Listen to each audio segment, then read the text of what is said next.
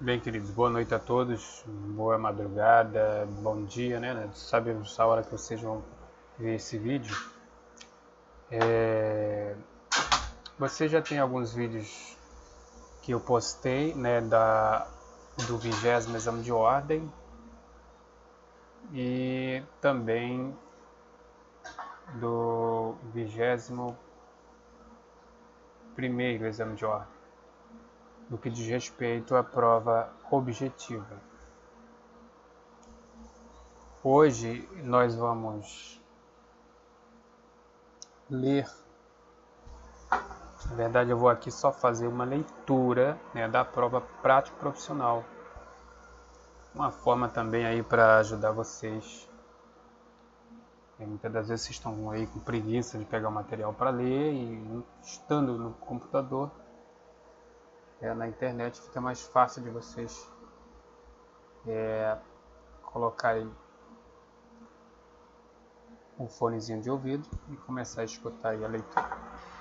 O meu intuito aqui não é ensinar nada para vocês, mas simplesmente mostrar para vocês que estão aí iniciando os estudos, né, para a prova da OAB, mostrar como é que funciona a coisa, né? Como é que é aplicada essa prova prática profissional. Vamos lá. Aqui nós estamos com um caderno que diz respeito à área de direito civil. Lembrando que você pode também dar uma olhadinha depois em direito penal, direito trabalhista, dependendo da área que você escolha para fazer a segunda fase. Mas aqui eu escolhi direito civil. Então vamos lá, a leitura. Sem muito blá blá blá, né? Até mesmo para não ficar uma coisa aí cansativa e chata. Vamos lá.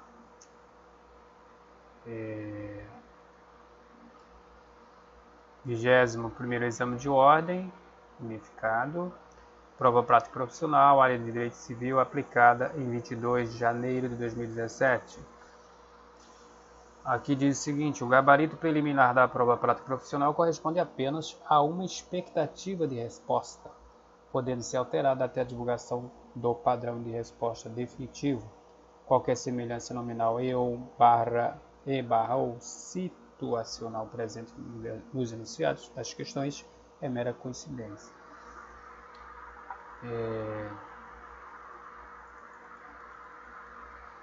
Padrão de resposta da peça processual. O enunciado diz o seguinte: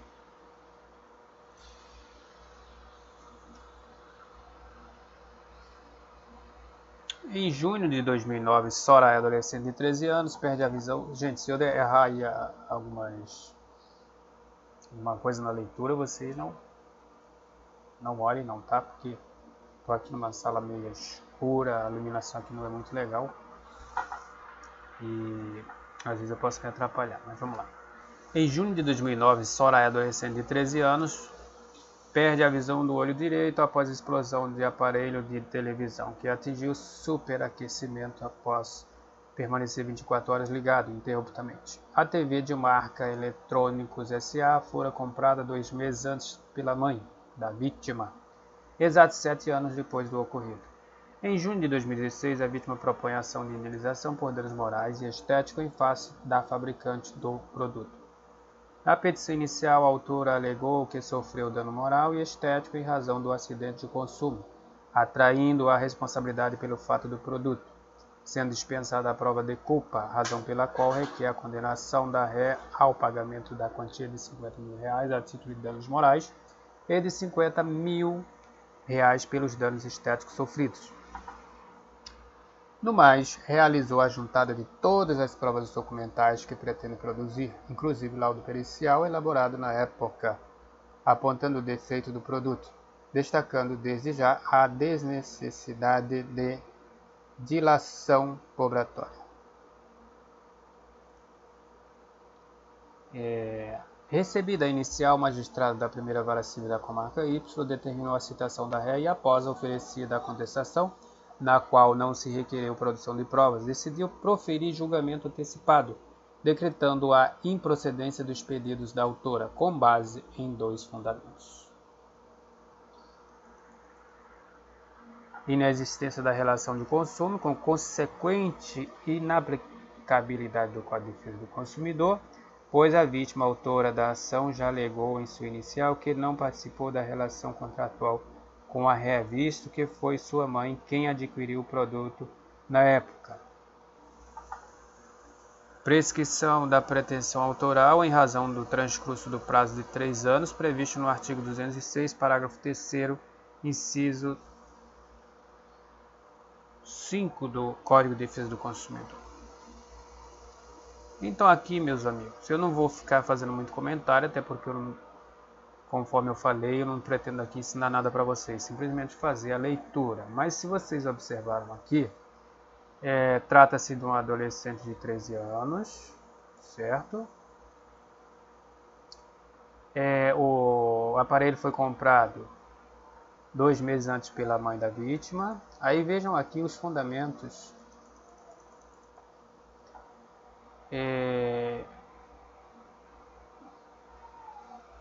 Com que fundamento o juiz proferiu, o julgamento antecipado? Inexistência de relação de consumo com consequente inaplicabilidade do Código de Defesa do Consumidor, o que não é verdade, que ela é consumidora por equiparação, pois a vítima autora da ação já alegou em sua inicial que não participou da relação contratual com a ré, visto que foi sua mãe quem adquiriu o produto. Nada a ver, Prescrição da pretensão autoral em razão do transcurso do prazo de 3 anos, previsto no artigo 206, parágrafo 3º, inciso 5. Nós vimos aqui que trata-se de uma menor. Portanto, não há o que se falar em prescrição. Mas não vamos deixar aí esses comentários aí, essa explicação aí para a resposta. A gente vai só fazer simplesmente a leitura. Não ficar uma coisa muito cansativa, até porque vocês vão ter a resposta mais na frente. Vamos lá. Na qualidade de advogado de Soraya, elabore a peça processual cabível para a defesa imediata dos interesses de sua cliente no último dia do prazo recursal, indicando seus requisitos e fundamentos nos termos da legislação vigente. Não deve ser considerada a hipótese de embargo de declaração. Ou seja, aqui já existe uma sentença. Existiu somente uma sentença. Logo, o que é que nós vamos? A peça processual cabível será o que? Apelação, Nós vamos ver mais na frente se é isso mesmo. Vamos lá. A peça deve abranger todos os fundamentos de direito que possam ser utilizados para dar respaldo à pretensão. A simples menção ou transcrição de dispositivo legal não confere pontuação, ou seja, não é simplesmente você colocar o artigo X ou Y, menciona o artigo. Gabarito comentado. A decisão em questão tem natureza jurídica de sentença na forma do artigo 203, parágrafo 1º do artigo 487, inciso 1 e 2, e do artigo 490, todos do Código de Processo Civil /2015, com efeito, extinguiu-se o processo com resolução do mérito, rejeitando o pedido de indenização pelo fato do produto, ao entender que a vítima não se qualificava como consumidora na forma da lei, decidindo também de ofício pelo reconhecimento da prescrição de pretensão autoral. Em virtude disso, o meio processual adequado à impugnação do pronunciamento jurisdicional, a fim de evitar que faça coisa julgada, é o recurso de apelação, certo? De acordo com o artigo 1009 do Código de Processo Civil.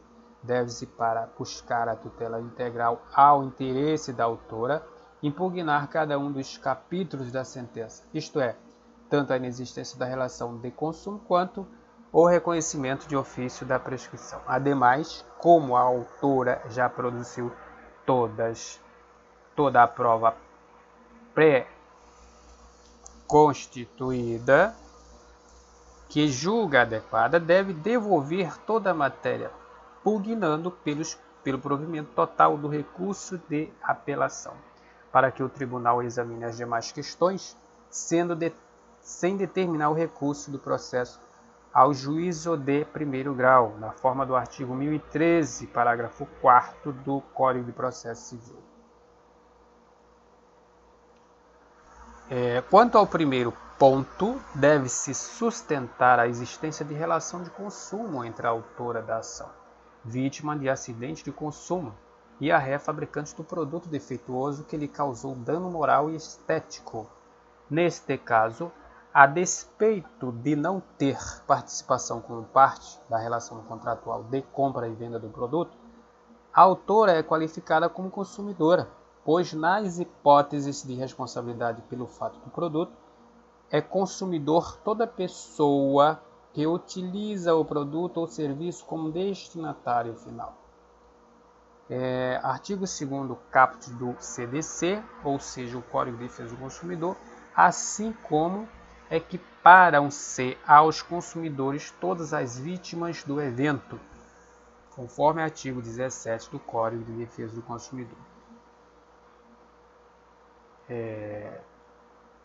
Presente a relação de consumo, deve-se postular pelo julgamento do mérito sem necessidade de retorno dos autos à instância inferior, alegando que a fabricante responde, independentemente de culpa, pelos danos causados por defeito de fabricação de produtos que ponham em risco a segurança dos consumidores, como ocorreu no caso vertente, conforme artigo 12, caput, parágrafo 1º do Código de Defesa do Consumidor.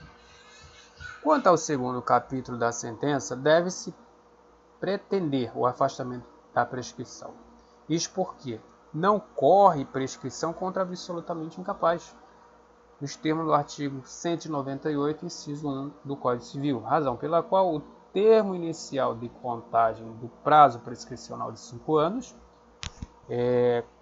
conforme o artigo 27 do Código de Defesa do Consumidor, efetivou-se apenas em 2012, quando a autora completou 16 anos, tornando-se relativamente capaz. Desta forma, a prescrição de sua pretensão ocorreria apenas em 2017. Nesta linha, deve-se requerer a reforma da sentença para que o pedido seja julgado, desde logo procedente, mediante o reconhecimento da relação de consumo e o afastamento da prescrição, dando provimento integral ao recurso de apelação com o julgamento do mérito da demanda, na medida em que o feito se encontra maduro para julgamento. Aqui vem da distribuição dos pontos. O endereçamento, você teria que colocar a primeira vara civil da comarca Y, com as respectivas razões endereçadas ao tribunal, você teria 0,10 para cada um. Das partes, indicação do apelante, Soraya, teria 0,10 e da apelada. Aí é o que indica, mas por que apelante e apelada e não autor e autora? Porque você está entrando aqui com apelação, apelante e apelada. Cabimento do recurso. Recurso cabível com fundamento no artigo 1009, teria que botar o artigo 1009 do CPC 2015, veria aqui mais 0,10. A fundamentação jurídica legal, demonstrar a relação de consumo ao indicar a autora da ação como consumidora por utilizar o produto como destinatária final ou por equiparação. Você poderia colocar um ou outro. Teria 0,70 na forma do artigo 2º caput do Código de Defesa do Consumidor ou do artigo 17 também do Código de Defesa do Consumidor. Teria 0,10. Demonstrar que a ré responde objetivamente pelo dano causado pelo defeito do produto. Teria 0,70 na forma do artigo 12 do Código de Defesa do Consumidor. Artigo 12 caput do Código de Defesa do Consumidor. 0,10 também. Demonstrar que o prazo prescricional é de 5 anos, teria 0,70 na forma do artigo 27 do Código de Defesa do Consumidor, teria mais aí 0,10. Demonstrar que a ré responde objetivamente pelo dano causado pelo defeito do produto, 0,70. Na forma do artigo 12, capta do CDC, teria mais 0,10. Teria que botar no artigo, teria mais 0,10. Demonstrar que o prazo prescricional é de 5 anos, 0,70 na forma do artigo 27 do Código de Defesa do Consumidor. Demonstrar que o termo inicial de contagem do prazo prescricional se efetiva com a cessação da incapacidade absoluta, de 0,70 na forma do artigo 198, inciso 1 do Código Civil, e teria mais 0,10. Formular corretamente os pedidos. Deduzir pedidos de afastamento da prescrição, reconhecida pelo juiz da Corte, teria 0,30. Pleitear que haja o julgamento pelo tribunal sem retorno do processo ao juízo de primeiro grau, teria aí 0,30 também.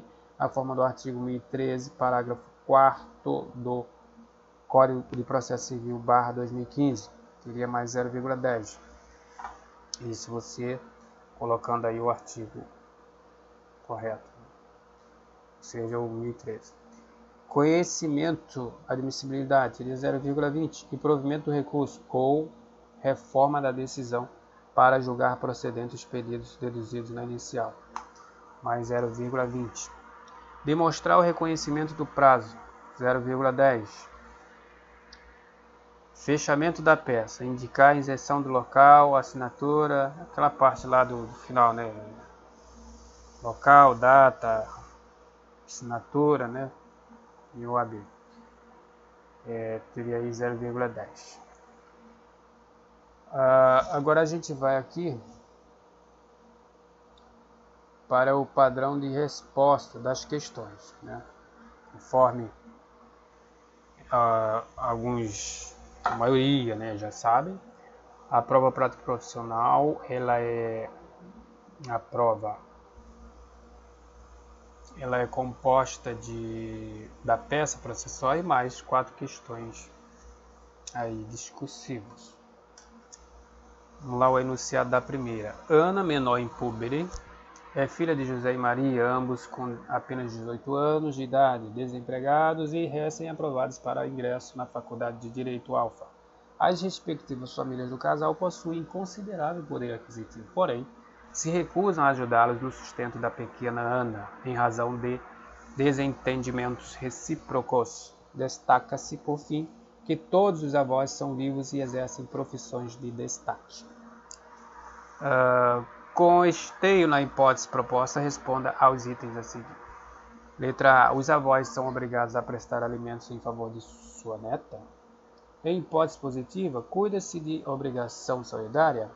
Letra B. A ação de alimentos pode ser proposta por Ana, representada por seus pais, sem incluir necessariamente todos os avós no polo passivo da demanda? Sempre lembrando aqui que a mera citação do dispositivo legal não confere pontuação. Vamos lá. Letra A. Gabarito comentados. A questão envolve os denominados alimentos suplementares, tal como regulados pelo artigo 1698 do Código Civil. Neste cenário, diante da insuficiência econômica dos pais, os avós são obrigados a prestar alimentos em favor de sua neta.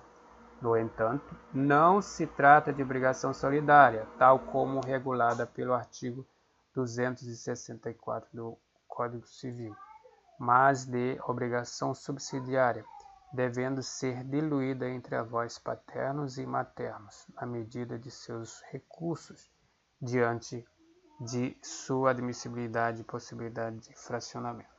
A letra B. É possível o exercício da pretensão alimentar contra um ou mais avós, com efeito a obrigação de alimentar por parte dos avós guarda caracteres de divisibilidade e não a solidariedade, afastando o litisconsórcio necessário, conforme artigo 114 do Código de Processo Civil, /2015. Exégese do artigo 1698, do Código Civil, explícita tratar-se de litisconsórcio facultativo. artigo 113 do Código de Processo Civil de 2015, bastando que haja a opção por um dos avós que suporte o encargo dos limites de suas possibilidades. Distribuição dos pontos. Letra A, a resposta é positiva. Os avós são obrigados a prestar alimentos em favor de sua neta, pois a questão envolve os denominados alimentos suplementares, avoengos. Tem aí 0,30. Não se trata de obrigação solidária, mas sim de obrigação subsidiária. Você teria aí mais 0,5 citando isto. Citação do artigo 1698 do Código Civil teria mais aí 0,10. A letra B. A resposta também foi positiva, porque não há litisconsórcio passivo necessário, mas sim facultativo, teria 0,25, pois a obrigação alimentar suplementar é divisível, 0,25. Citação do artigo 113 ou artigo 114 do Código de Processo Civil teria aí mais 0,10. Vamos lá para a questão de número 2. Ao enunciado, Miguel e Joana, irmãos, figuram respectivamente como locatários e fiadora em contrato de locação residencial celebrado com Antônio, no qual consta a cláusula em que Joana renuncia ao benefício de ordem.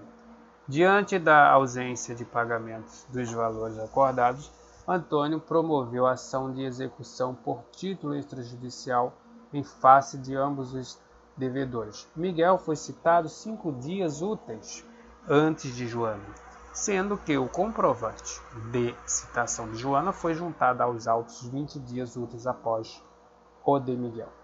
Diante do exposto, responda aos itens a seguir. Letra A. Opostos embargos à execução por Joana, esta pleiteia que primeiro sejam penhorados os bens de Miguel. Deve ser acolhida essa alegação? Letra B. O prazo para Miguel apresentar embargos à execução findou antes ou depois de iniciar o prazo para Joana embargar a execução. Letra C. O prazo para oposição de embargo seria de 15 dias, contados em dobro, se Miguel e Joana possuíssem advogados distintos. Vamos lá. Gabarito comentado. Letra A. Resposta é negativa. Não. Tendo em vista a cláusula em que Joana renunciou ao benefício de ordem, não há assiste direito de que primeiro sejam penhorados os bens do afiançado, conforme previsto no artigo 828, inciso 1 do Código Civil e no artigo 794, parágrafo 3º do Código de Processo Civil, /2015. Letra B. Antes, quando houver mais de um executado, o prazo para cada um deles embargar é contado a partir da juntada do respectivo comprovante da citação. O prazo para Miguel apresentar embargos terminou 15 dias úteis após a juntada de seu comprovante de citação, o que ocorreu antes da juntada do comprovante de citação de Joana, nos termos do artigo 915, parágrafo 1º do Código de Processo Civil de 2015.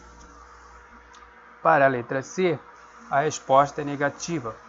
Não, conforme o artigo 915, parágrafo 3º do Código de Processo Civil, /2015, não se aplica o disposto no artigo 229 do Código de Processo Civil de 2015 em relação ao prazo para oferecimento dos embargos à execução. Vamos lá aqui para a distribuição dos pontos. Na letra A, não, como Joana renunciou ao benefício de ordem, não lhe assiste direito a que primeiro sejam penhorados os bens do afiançado. Isso teve aí 0,40.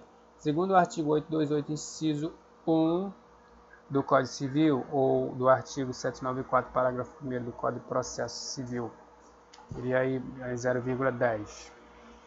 A letra B, antes.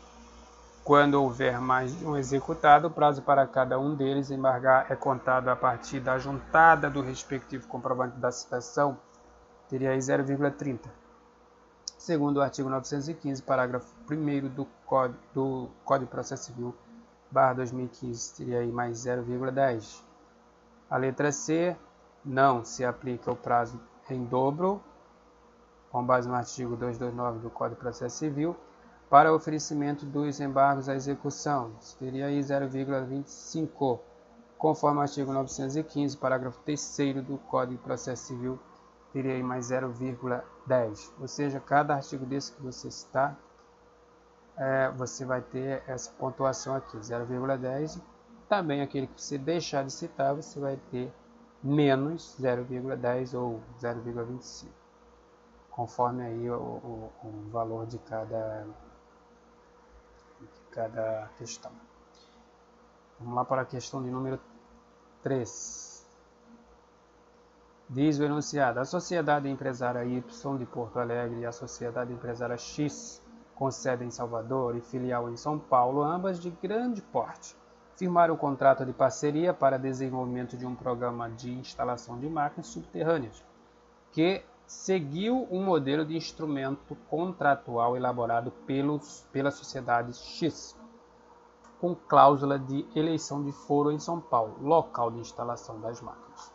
Após os primeiros meses de relação contratual, contudo, as sociedades empresárias começaram a encontrar dificuldades para a realização dos serviços, de modo que a Sociedade Empresária X suspendeu o cumprimento de suas obrigações. Em razão disso, a Sociedade Empresária Y ajuizou a ação de obrigação de fazer perante a comarca de Porto Alegre, afirmando que a cláusula de eleição de foro, por estar contida em contrato de adesão, não seria válida. Com base em tais afirmativas, respondo aos itens a seguir. Letra A. É válida a eleição de foro constante do contrato firmado entre as sociedades empresárias Y e X? Letra B. O juízo de Porto Alegre poderia reconhecer de ofício sua incompetência? Vamos ao gabarito comentado. Letra A. A cláusula de eleição de foro é válida, devendo a ação tramitar perante a comarca de São Paulo, com base no artigo 63 do Código de Processo Civil, /2015, inicialmente porque há paridade na relação contratual, não se tratando de relação consumerista. Afastar a proteção prevista na Lei 8.078/90, e ainda porque, embora seja possível decretar a nulidade de cláusula contida em contrato de adesão em relação não consumerista, conforme o artigo 424 do Código Civil, apenas são nulas as cláusulas que estipulem a renúncia antecipada a direito resultante da natureza do negócio, o que não é a hipótese de criação de foro contratual. Para quem não sabe, essa lei aqui é o Código de Defesa do Consumidor, tá, gente?